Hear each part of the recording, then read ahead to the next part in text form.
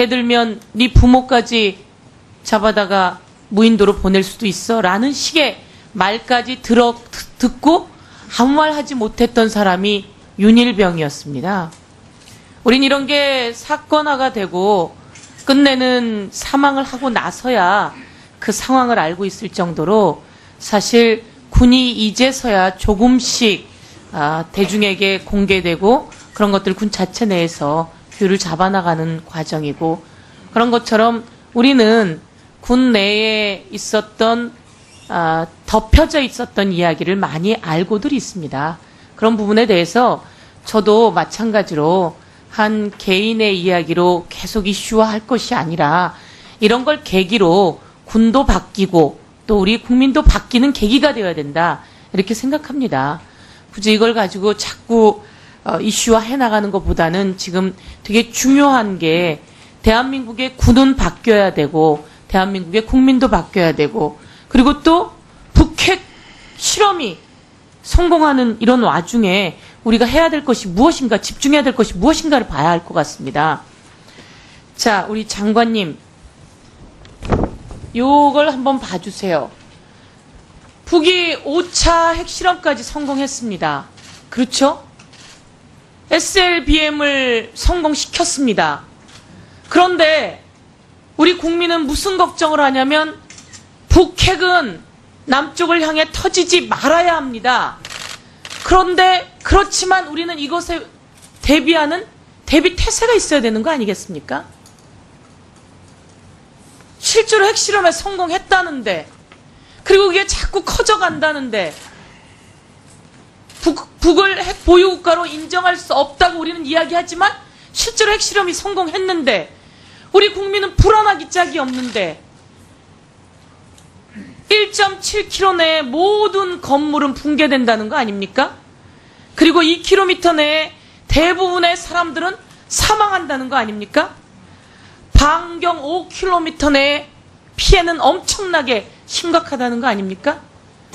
우리는 북핵 실험, 북의 도발에 대비한 국방 대책을 세워야 함과 동시에 대국민 안전 피해 대책도 세워야 하는 겁니다.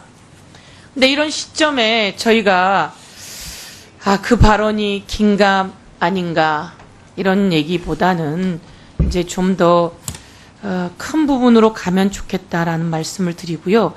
과연 국방부 장관님, 이렇게 핵 피격 시 우리가 대비할 수 있는 대비 태세는 갖추고 있습니까? 이렇게 물었더니 답변이 뭐라고 왔냐면 국민안전처와 함께 대책을 세우고 있다, 이렇게 나왔는데 언제까지 계속 대책을 세울 건가요? 우리 국민은 어떻게 대비해야 되는 거죠? 그러니까 적의 핵공격 시의 피해는 군은 이제 군 자체의 여러 가지 보호 대책을 강구하는 것이고, 국가 차원에서는 이제 민방위나 이런 민방위로 대책을 세울 수가 있어요? 통해서 군이 국민을 이렇게 통제하거나 할 수는 없지 않습니까? 그런 상황에도. 그래서 이제 국가 차원에서 대피 시설이라든지 북핵이 터진다고 혹시 가정을 하는데 거기를 군이 함께하지 않으면 어떻게 합니까? 아니, 평상시에 이제 대응을 함에 있어서 그렇다는 말씀입니다. 그러니까 이제 제가 드리고 정부 싶은 차원의 말씀은 노력이 우리는 실제로 위험에 처해 있습니다. 그럼 이 위험에 처해 있는 대국민 대책들이라고 하는 것을 적극적으로 검토해야 되는 시점이다. 이 부분에 대해서 국민안전처, 국방 같이 해야죠. 핵 부분의 이야기가 있는데 당연히 핵은 터지지 말아야 합니다. 억제해야 되고, 이것에 대해서 우리가 킬체인이든 KAMD든 이야기를 하지만 이것에 대한 대책들을 만들어 나가는 것이 여든 야든 정치권이든 국방부가 해야 될 일이다, 이렇게 말씀을 드릴게요. 이거에 대한 대책을 국민안전처가 수립하고 있습니다, 이렇게 대답하지 마시고요. 좀 더 국민이 다가오는 대안들을 만들어 주실 걸 촉구하겠습니다. 예, 알겠습니다. 다음은 성주 골프장으로 선정했을 때 국방부의 답변이 지역 주민에 따라 성주 골프장으로 선정했다, 이렇게 말씀하셨죠? 성주군에서 지역 주민들의 의견을 들어서 세 개의 민유지 부지를 검토해달라고 요청을 해서 그 결과. 그러면 이제 성주 지역 주민의 뜻에 따라 성주 골프장으로 선정을 했는데 김천 시민, 또 성주 시민, 원불교 이쪽이 전부 다 와서 상경 집회까지 했어요. 그럼 이분들의 주민의 뜻은 어떻게 할 건가요? 그래서 이런 것들을 조절해 나가는 조절 능력들을 가져야 되기 때문에 그 주민들의 뜻은 어떻게 할 건지에 대한 대안도 만드셔야 될 거라고 주장하고 싶습니다. 그분들의 그런, 요구사항, 이런 거에 대해서 저희들이 충분히 설명의 기회를 통해서 이해시킬 부분도 있고, 또 저희들이 경청할 부분도 있고, 그런 노력을 지금까지도 기울여 왔고, 앞으로도 그렇게 기울이도록 그렇게 하겠습니다. 여지껏 오늘은 종합국감이기 때문에 질의했던 내용을 좀 정리하는 차원에서 마저 이야기를 하려고 하는데, 여지껏 질의를 했는데 그에 대한 답이 그 사이에 해결 안 된 것이 많은 것 같습니다. 오늘 병무청장님 옆에 계시지만 국방부에서는 그 군 정원을 늘릴 부분, 정원을 채워야 하는 걸 촉구하고, 그래서 병무청에서는 더 많은 인원을 징집해야 하고, 그런데 현역 공무 부적합자는 계속 늘어나고, 그러면서 군의 어려움, 이런 여러 가지가 있었습니다. 두 분이 좀 조율하셨습니까? 계속, 그 문제는 국방부 실무자와 함께 거기에 대한 대책을 좀 준비를 해서 곧 아마 보고를 준비를 하고 있습니다. 국방위 국감에서 계속 제기된 내용이 그거였던 것 같습니다. 그렇죠, 국방부 장관님? 예. 병무청과 국방부가 같이 그 부분을 조율해서 2023년에 우리 숫자가 줄을 가능성이 있지만 그때 가서 대책하더라도 지금 해야 하는 대책은 우리가 국방위 국감에서 계속 질의한 부분은 좀 해결책을 내놓으셨으면 좋겠습니다. 잘 알겠습니다. 예. 그 다음은 제가 이제 여성 국회의원이기 때문에 여군 관련한 육군, 해군, 공군, 여군 용모 규정, 제가 해군 때도 말씀드려서 청순하게 화장한다, 이런 거는 고친다고 해군 참모총장께서 이야기하셨습니다. 육군도 마찬가지입니다. 과도하게 사회의 유행을 따르는 것을 금한다. 공군은 선정적인 색상은 피해라. 이런 표현은 굳이 용모 규정이라고 하는 부분에 둘 필요가 없다라고 봅니다. 그래서 이 부분에 대해서 논의하셔서 손질을 좀 했으면 좋겠습니다. 예. 알겠습니다. 그 다음에 PX에서 의류 품목이 56개 정도 됩니다. PX에서 의류 품목이. 우리 병사들을 위한 의류 품목인데요. 여기에 여군을 위한 의류 품목은 스타킹 2종류밖에 없다고 그래요. 그래서 이제 여군을 위한 의류 품목도 필요하지 않느냐라고 저희가 생각했더니 그에 대한 생각을 못했다는 거예요. 그래서 우리가 이제 발상의 전환이 필요하고 여군 1만 명 시대를 넘어섰잖아요. 그래서 여군들의 그 의견을 수렴해서 제가 단순한 예로 이야기를 하지만 PX의 취급 품목, 여군들을 위한 품목들이 어떤 게 필요하고 그것들에 대한 대안도 마련하는 것이 필요하다. 그것이 기본적으로 지휘부가 남녀 같이 공존하는 양성평등의 입장을 볼 수 있다 이렇게 봅니다. 근데 이것에 대해서 생각도 못했다고 하니까 사실 답변이 황당하긴 하지만 제기하면서 그걸 고쳐줄 것을 요구합니다. 예. 예. 검토하겠습니다. 예. 그리고 지난번에 한 의원께서 질의를 하셨었는데요. 우리 여군은 아이 출산을 같이 합니다. 그래서 아이를 데리고 있는 여군에게 숙소 배정의 우선권도 좀 주셨으면 좋겠고요. 그 다음에 아이 출산을 위한 산부인과 주변에 없습니다. 그것에 대한 대책도 좀 만들어 주셨으면 좋겠습니다. 그리고 예. 더불어서 어린이집 대기자 수가 약 3,000명가량 되더라고요. 당장 일을 해야 되는 여군 엄마에게는 사실 어린이집 대기자 수라고 하는 것이 엄청난 부담으로 오는데요. 국가 예산이 좀 들어가긴 해야 되겠지만 그 대기자 수를 줄일 수 있게 대책을 좀 만들어주면 여군들이 나라의 일을 하는데 복무하는데 훨씬 더 편안할 거다 이렇게 하고 싶습니다. 예, 잘 검토하겠습니다. 네, 서영교 의원님 수고하셨습니다. 1차 주질이 이제 마지막 순서입니다. 우리 존경하는 김종대 의원님 질의해 주시기 바랍니다. 예, 정의당의 김종대 의원입니다. 저도 원래 이 얘기를 안 하려고 그랬는데 이왕 얘기가 나왔으니까 질문을 하지 않을 수가 없습니다. 이 김재동 씨 사건에 있어서 실체적 진실이 뭐냐? 그런데 지금 영창 갔냐 안 갔냐 이거 하나로 집중이 되는데 대략 사건이 일어난 시점은 1994년 경으로 추정이 됩니다. 이때 이군 사령부에 그 부인이 참석한 파티가 있었느냐 없었느냐 이 부분을 혹시 조사하셨습니까? 제가 그런 사항은 뭐 저는 조사하지 않았습니다. 자, 그러면 그런 어떤 파티가 있었느냐 없었느냐는 아직은 우리가 당사자 외에는 아는 사람이 없고 그랬을 때 이게 이제 군의 명예훼손이라고 한다면 이군 사령관이나 그 부인께서 이거는 본인들에 대한 심각한 명예훼손이라는 항의를 국방부에 전달한 사실이 있습니까? 없습니다. 그러면 명예훼손이라는 건 제3자가 아니라 당사자가 하는 친고죄인데 여기서 명예훼손이라고 말하는 것은 그 당사자가 누굽니까? 저희가 뭐 명예훼손이라고 제가 얘기한 바가 없고요. 군이 뭐 그걸 명예훼손이라고 해서 뭐 지금까지 언급한 바가 없습니다. 이후에도 이런 사건과 유사하게 현역 병사가 어떤 그 군인이나 군인 가족의 사적인 행사에 동원되는 사례가 있는지 여부도 한번 살펴보셨습니까? 그러한 사례는 과거에 뭐 간혹 있어 와서 우리들이 경계하는 사안입니다. 매우 명예롭지 못한 대목이죠. 그런 사례가 있다면은. 그렇습니다. 예. 2013년에 그 해군 저도 작전 시설입니다, 여기. 여기에서 해군 부인들의 파티가 있었다는 건 알고 계십니까? 지난번에 제가 뭐 공개했어요. 법사위에서도 또 그런 예, 해군 얘기가 총장 있어서 알고 있습니다. 그때 그 파티의 사회는 누가 봤습니까?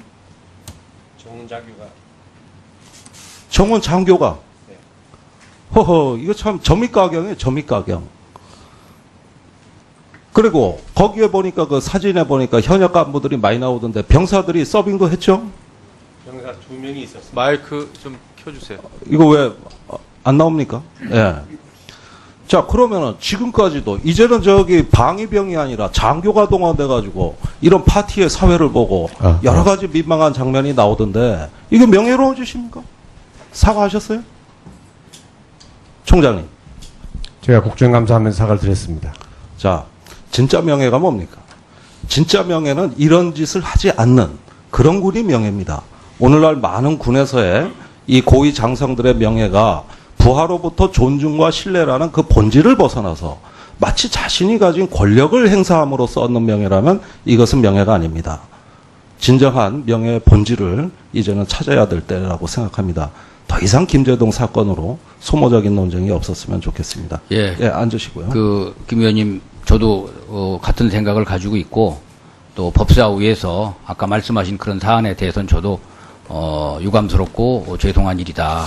예, 저기 한마디만 더 말씀드리자면 사건의 실체적 진실은 그 당시 상황을 다 재구성해야 완성이 됩니다. 이것은 영창 갔냐 안 갔냐는 반쪽의 진실에 불과한 것이고 우리가 정말 군이 명예롭게 행동했는가 그 사건의 전후 과정을 다 실체적으로 복원해야 이것은 진실이라고 누구나 자신 있게 이야기할 수 있다는 걸 제가 강조드립니다.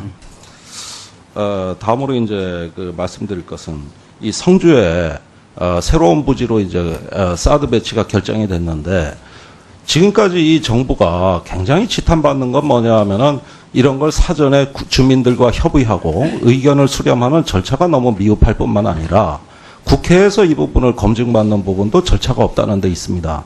사실은 이렇게 새로운 부지를 결정함에 있어서 지자체뿐만 아니라 주민을 상대로 한 공청회라든가 더 심지어 더 나아가서는 주민 투표라든가 여러 가지 다양한 갈등 관리 전략이 있을 수 있습니다. 시행된 게 뭐가 있죠?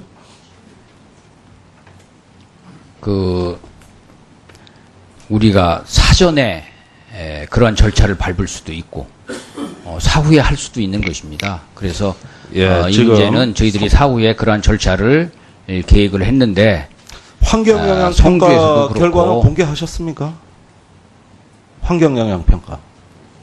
이거는 지금 환경영향평가가 할 상황이 아닙니다. 현재는. 알았습니다. 저기 지난번 국회 상임위 때 저한테 한미 간의 공동 검토 결과를 설명을 하시겠다고 답변을 하셨는데 아직까지 조치가 없습니다. 예. 뭐 아직까지도요. 자, 설명 조치해 드리도록 주세요. 그렇게 하겠습니다. 예, 조치해 주시고요. 자, 그리고 북한 핵 문제에 관해서 좀 말씀을 드리자면 1994년에 이런 일이 있었습니다. 클린턴 정부가 전쟁 직전까지 가는 상황에서 곧 임박한 파국의 위기에서 김일성 주석이 북한군 장성들을 불러 모읍니다. 질문을 하죠. 전쟁에서 이길 수 있느냐? 그러니까 다 이길 수 있다고 답변합니다. 재차 김일성 주석이 이렇게 얘기하죠. 진짜 이길 수 있느냐? 진다면 어떡할 거냐? 아무도 대답을 못할 때 김정일 국방위원장이 자리에서 이렇습니다. 그러면서 주석님, 조선이 없으면 지구가 없습니다. 만약 그런 일이 생긴다면 지구를 폭파시켜버리겠습니다. 회의가 끝난 후에 김정일 위원장이 황장엽, 당시 직책은 모르겠습니다만 황장엽 씨한테 내가 이길 수 있는 전략을 준비했으니 주석님께 잘 말씀드려달라. 이런 부탁을 하죠. 그리고 3년 후에 황장엽 씨가 망명을 합니다. 북한이 오늘날 핵을 개발하고 저렇게 어떤 그 막가파식 도발을 하는 배경에 보면은 항상 막다른 골목에 처해서 이제는 더 이상 출구가 없다는 포위되어 있다는 극단의 절박성 속에서 여차하면 자폭이라도 할 수 있는 심정으로 핵미사일에 극도로 집착하고 있다. 저는 이렇게 판단이 듭니다. 항상 그 포위되어 있다는 북한, 이런 북한에 대해서 우리가 강경책이냐 온건책이냐를 두고 보수진보로 갈라져 한 25년을 싸워왔습니다. 그런데 이런 구도야말로 참으로 한심한 상황이라고 말씀드릴 수 있는 것이 강경책이나 유화책은 국가가 다 구사해야 되는 정책입니다. 지금까지 국방부가 킬체인, 또 사드 배치, 맞춤형 억제 전략 여러 가지 말폭탄을 쌓아왔습니다만은 그 전략들이 효과가 있으려면 적절한 예방 외교와 병행이 될 때, 그 외교술과 조화롭게 균형을 이룰 때 비로소 이 군사 전략도 효과를 볼 수 있는 거거든요. 근데 대화는 없다. 시간 벌어주는 거다. 이제 곧 북한 망한다. 이렇게 하면서 그동안 쏟아낸 과연 군사 전략들이 실효가 있는가? 억제의 효과를 발휘했는가? 그것은 결과가 대답을 하고 있죠. 오히려 더 고도화됐습니다. 결국은 저는 강경책이냐 유화책이냐를 논하기에 앞서서 북한이 사면이 초과인 그 포위되어 있다는 포위 심성, 즉 시즈 멘탈리티라고 하는 것이 문제의 본질이라고 보고 이것을 어떻게 관리하느냐가 핵 문제의 핵심이라고 봅니다. 그러려면 적극적으로 예방 외교를 전개해야 된단 말이죠. 그 외교가 없으면 지금까지 얘기하신 많은 군사 전략들이 실효가 없어집니다. 오로지 군사 전략 이렇게 해가지고는 사실은 저는 실효성을 점점 상실한다고 봅니다. 그 중에서 이 킬체인이라든가 여러 가지 전략이 대표적으로 지금 난항을 겪고 있는 어떤 상황을 좀 말씀을 드리겠어요.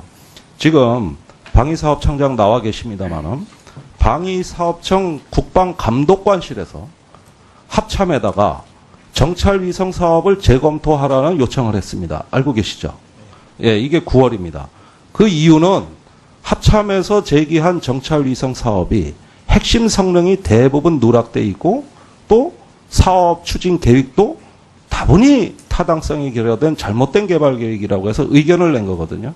그 사이에 한민구 장관님께서는 이런 킬체인의 정찰위성 사업을 앞당기라고 또 얘기하고 계십니다. 이 모순된 상황을 우리가 어떻게 이해할 것이냐.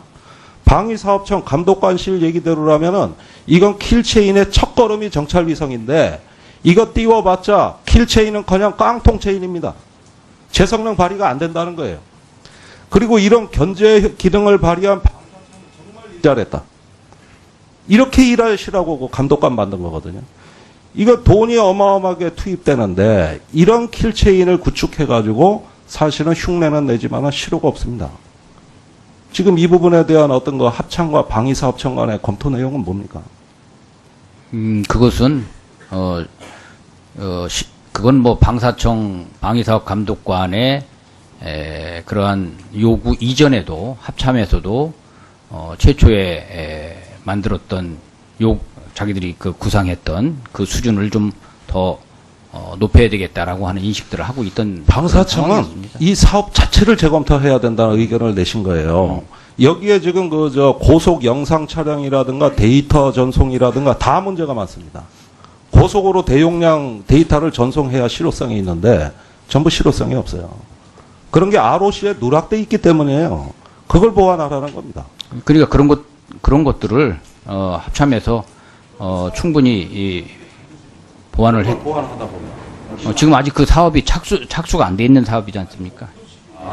이런 걸 검토하다 보면 지연되는 게 인지상정 아닙니까?